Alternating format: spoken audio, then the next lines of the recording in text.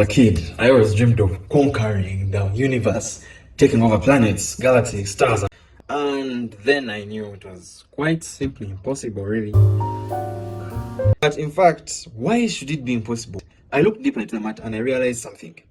So as the human race continues to develop and build and tries to conquer other planets, really the major limitation to this would be time.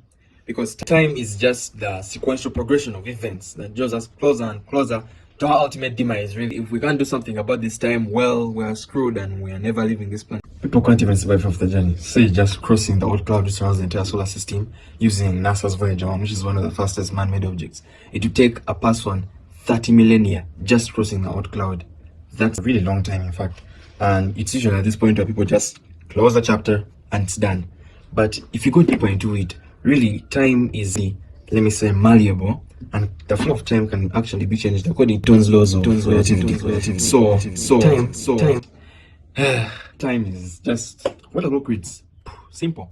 This is because of Einstein's laws of relativity, obviously, and these dictate that time under specific conditions it moves at different speeds generally.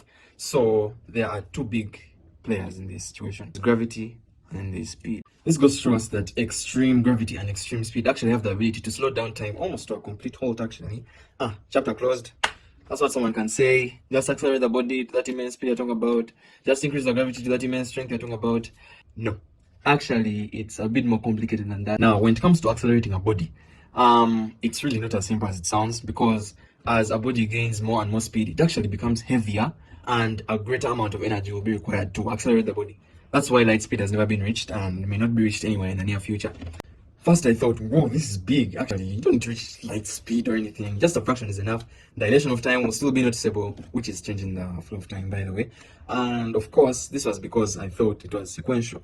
But of course, it's not, because physics. Time dilation is not a sequential process. In fact, according to the equation of time dilation, if we plot it on a graph for different percentages of light speed, this will show us that, and totally expectedly, time only dilates closer to light speed than we'll ever be able to attain. So for a bit of context, the fastest moving man-made object, which is the Parker Solar Probe, is currently moving at 16.6 kilometers per second. That's really fast. Actually, it's crazy fast for something made by man, but let's be real.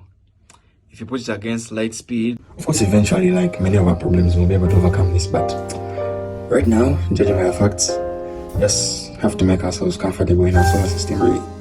And knowing humans, it's only a matter of time.